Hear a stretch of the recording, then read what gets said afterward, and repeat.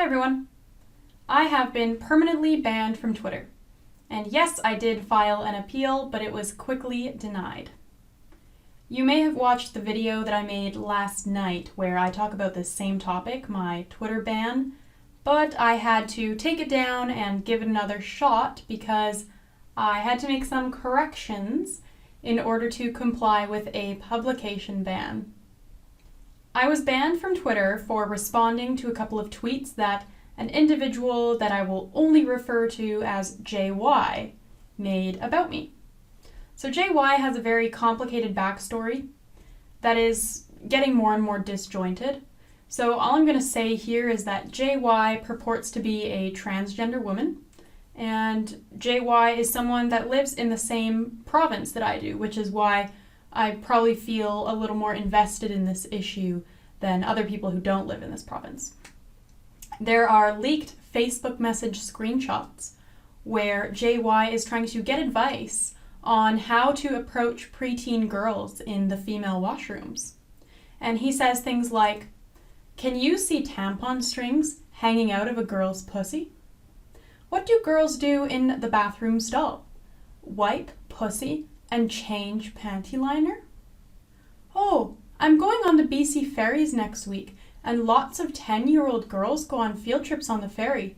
How can I ask them for a tampon or pad? Should I teach a 10-year-old girl how to use a tampon?" Yes, JY is very obsessed with the menstrual products of 10 to 12-year-old girls.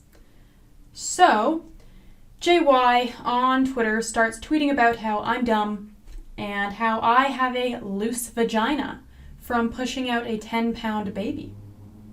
But JY has a tight pussy. So I tweeted back and basically said, if you want to sound like a woman, this is not really the way to do it because this is more of a male way of speaking.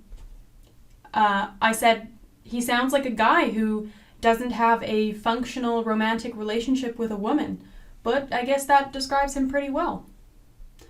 Then JY starts mocking how I have a reproductive abnormality called a septate uterus, and then I reply and I say, "At least I have a uterus, you ugly fat man."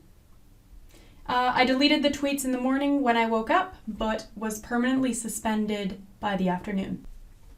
Some people have said that I should have never engaged with JY online. I shouldn't have sunk to his level.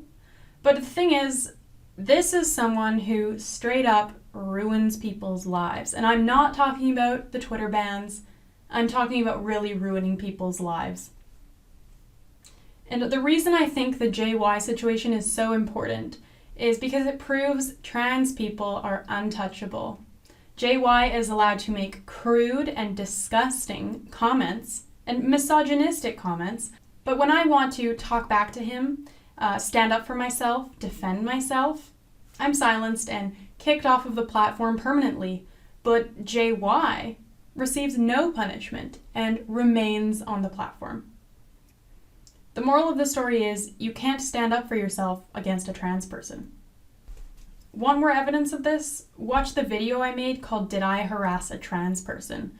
I tell the story of a fellow grad student who made a complaint against me at my university, and he was a trans individual who would always try to instigate conflict with me, and he made a complaint saying I was the problem. So when it comes to trans people, they are untouchable, they are beyond criticism, beyond questioning, and you are not allowed to stand up for yourself against them. And sometimes the comment comes up like, "Why are you so focused on trans issues?" And it's because, unfortunately, trans activism is one of the major hindrances to free speech and open inquiry in this country, if not the number one hindrance. Trans activism is responsible for silencing and stifling so many discussions that we need to have in our society. So thank you so much to everyone that is bringing attention to my Twitter ban and to the JY situation. I've already received so many kind messages. For the next little while, I will only be on YouTube until I can find another platform to hitch onto, so please do subscribe if you haven't already. Thanks so much for watching, and bye for now.